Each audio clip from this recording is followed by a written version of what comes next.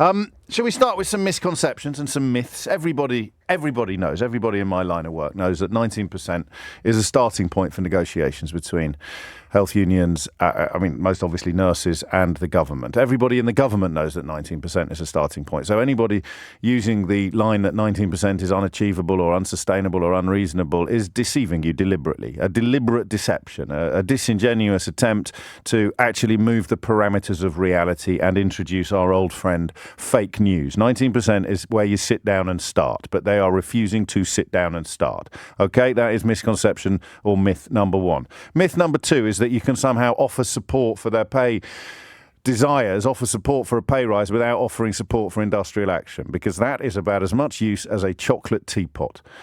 This is generational industrial action that's now been taken. First time that the ambulance workers have gone on strike, I think, in 30 years. First time in living memory that nurses have voted for national industrial action.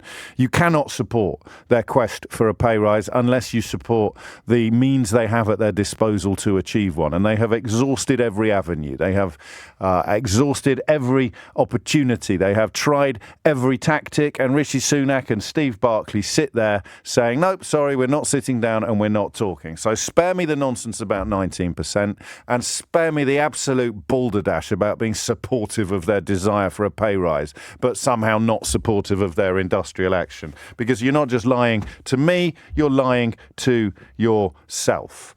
And now we come to, even by the standards of this programme over the last 6 years, an astonishing vindication of a prediction that we only made yesterday. Do you remember when I said to you yesterday that they will try to portray healthcare workers as having blood on their hands? And the tactic, and it's not often I hit the ground 2 days running with exactly the same starting point, but the tactic is so transparent, so cynical and so clear that I can't believe it even needs explaining. Nurses, ambulance workers, healthcare professionals up and down this country do their job in large part because they are compassionate. Politicians, cabinet ministers, secretaries of state end up in the jobs that they've got in the current iteration of the Conservative Party in Brexit Britain because they are callous and quite often cretinous. Those are the key qualifications. Support for the idiocy of Brexit, self-interest, arrogance, cynicism, and contempt for the people of this country. Those are the two qualifying factors. On the one hand, you need to be compassionate. On the other hand, you need to be callous. And the Conservative calculation right now is that their callousness will trump the health workers' compassion. So as the consequences of the industrial action increase, as potentially people suffer, even perhaps die, the government will try to portray it as being the fault of the healthcare workers rather than the responsibility of the politicians who refuse to talk to the representatives of the unions about pay. Right? Now, I said that to you yesterday, and as is often the case when I reach for my most passionately held opinions, there is a small voice, a still small voice of calm, somewhere in the back of my bonds that's saying, steady on, mate. Steady on, old pal. That's quite a reach. No, it's not a reach, because you've explained your thinking and you've based it on evidence, but that's a fairly swinging criticism you're making of these people, you know? That's a pretty hefty allegation that you're laying at their door, that they will actually desire death or harm, or at least see it as something that improves and enhances their cause if and when people suffer. All right. And that's what I thought. Probably this exact moment yesterday, possibly 24 hours ago to the minute. As I glance at the clock and I see it's 8 minutes past 10 and I think, are you really going to go there? Are you really going to say that they will actively seek to make political capital out of the consequences of their own refusal to negotiate? And if you were listening yesterday, you'll know that I did. And then I did it again and again and then some and again. So even I was surprised to see it in such stark, black and white, disgusting terms on the front page of today's Daily Telegraph. Unions have made conscious choice to inflict harm on patients, says Barclay.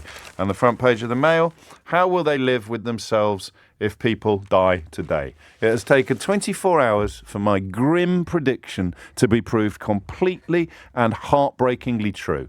This government is calculating that with support for nurses currently standing at about 2/3, when the consequences of the government's refusal to talk to the nurses union about pay begin to bite, when the tragedies, if and when the tragedies occur, when the horrors unfold, somehow they will seek to portray it as the fault of the people taking industrial action in their minds to save the NHS, while the politicians tour the studios making disgusting allegations against people whose boots they are not fit to lace. Steve Barclay, Secretary of State for Health. Unions made conscious choice to inflict harm on patients. Where did you leave them?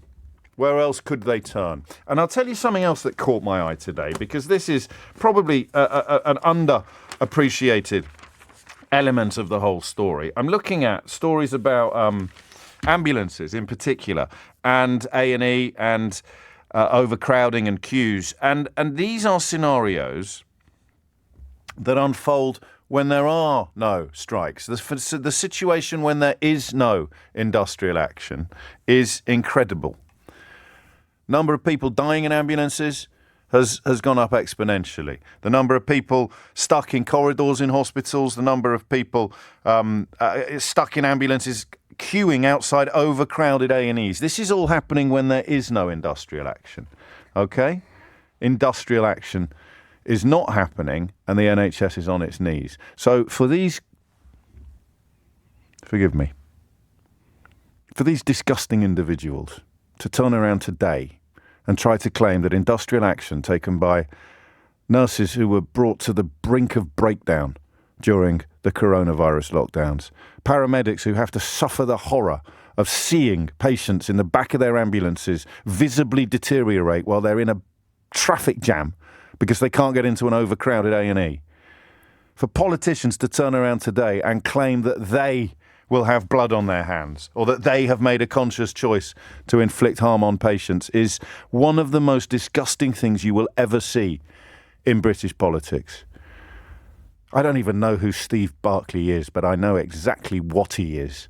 Opportunistic, dishonest, callous, cruel, disingenuous, deceitful, uncaring, contemptuous, and gross.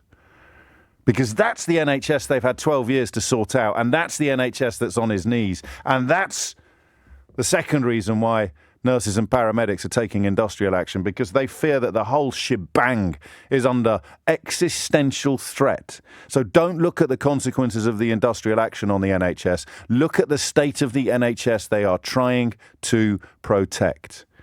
Sajid Javid broke cover last week with quiet calls for insurance-based health coverage in this country, to remove it from being free at the point of care for all applicants. We already know that huge swathes have been hived off into the private sector because for these people, and again, that little voice in the back of my head is saying, don't go too far, don't be too cutting, don't be too caustic.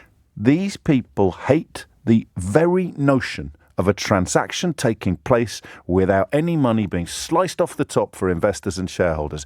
It offends their very core. I don't know why, I never will. They look at allotments and wonder why they're not luxury flats, because allotments are for little people. They look at healthcare, they look at operations, they look at hospitals, and they think, how can nobody be making any profit out of this?